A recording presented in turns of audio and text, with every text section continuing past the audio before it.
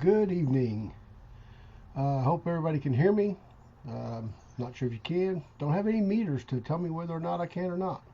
Anyway, it's time for Gethsemane 7 at 7. We're really doing this so that we can encourage the body of Christ, help stay connected to everybody, and we just want to welcome you. So I'll give everybody a couple minutes. Not sure if anybody's joined yet or not.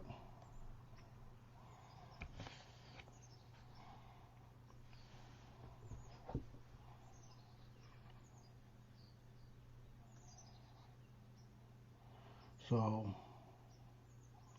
I'm going to go ahead and get started. I've got 7 minutes, and so sometimes I can be kind of long-winded. Hey, John, how you doing? All right, let's go ahead and get started. So tonight I'm going to be talking about how David encouraged himself. Right now, man, if you spend any time listening to the news or anything like that, I can tell you right now, it can be extremely discouraging. It seems like everybody around is talking about the virus, and honestly, man, I'm done hearing about the virus. We need to fill our heart and our life with something else. I know it's out there. I know that we have to be aware of it, but it doesn't mean that we have to live by it. Anyway, so we're going to talk about David tonight, and one of the things about David is that David struggled through some things. There was in 1 Samuel chapter 30, starting in verse 1 through 3, we find David coming back to his hometown to Ziklag, and when they got there, they found out that all his family, all of his friends, all the people that he was with, their whole family was carried off. And everybody around him was distressed. Let me go there real quick. Everybody around him was distressed because of this was going on.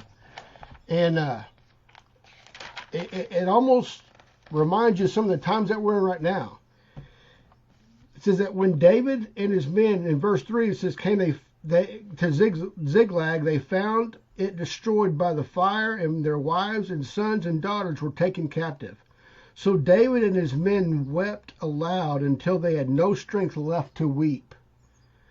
And it says talking about David's two wives. And in verse 6, in 1 Samuel chapter 30, it says, David was greatly distressed because the men were talking of stoning him. Each one was bitter in spirit because of his sons and his daughters. And it goes on to say, but David found strength in the Lord, in the New International Version. In the New King James Version, or in the King James Version, it says that he encouraged himself in the Lord. Man, I tell you what, that is so important right now, that we spend time encouraging ourselves in the Lord.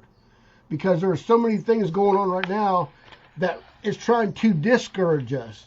The devil's always about trying to dis-ease us. He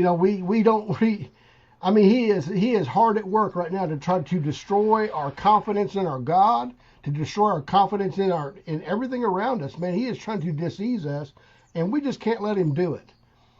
One of the things we have to understand, our thoughts are formed by reference. And you have to ask yourself right now, your thoughts, what are your thoughts referencing? You know, what are your thoughts being formed by? You know, it said that David encouraged himself in the Lord, and he also sought God. After this, he said, man, I got to seek God. He asked God, can I go and take these people and get our people back? And God said, yeah, go do it. You're going to fully recover everything. And I believe that we're going to fully recover from everything that's going on right now. I believe with all my heart. This is just the devil has no chance of winning. He can't win. He's already defeated. So how do we encourage ourselves in the Lord? Well, let's look at what David did in Samuel chapter 17. This is when Goliath was coming out against the armies of Israel. And I like what it says about David. It says that when David heard about it, man, he wanted to find out what was going on. So what he did is he went up and started talking to the people, and here's Goliath coming out, and he's defying the armies of God. And David's like, who is this uncircumcised Philistine? He doesn't have a covenant with God. How are we letting him do this to us when he doesn't even have a covenant with God and we do? And so he goes to King David, and King David, starting in 1 Samuel chapter 17, verse 34, says, "But David said to Saul, your servant had been keeping his father's sheep. When a lion and a bear came to carry off the sheep, he said, I went after it, struck it, and rescued the sheep from the lion's mouth." And I love that because I wrote out in my margin here, 1 Peter chapter 5, verse 8, where it says, "The devil stalks around, roams around like a roaring lion, seeking whom he may devour."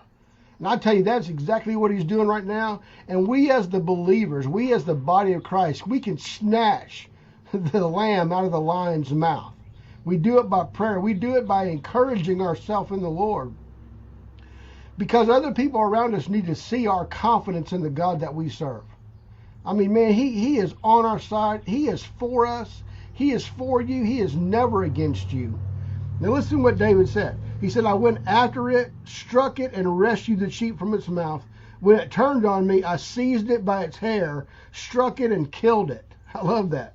"Your servant has killed both the lion and the bear, and this uncircumcised Philistine will be like one of them, because he has defied the armies of the living God." And then he said this, he said, "The Lord who delivered me from the paw of the lion and the paw of the bear will deliver me from the hand of this Philistine." And I'm telling you, he'll deliver us from the hand of the virus. It doesn't matter. Whatever it is, it doesn't matter what's trying to sink his teeth in us. God is our deliverer. So here's David. What David was doing, he was rehearsing what God had already done for him.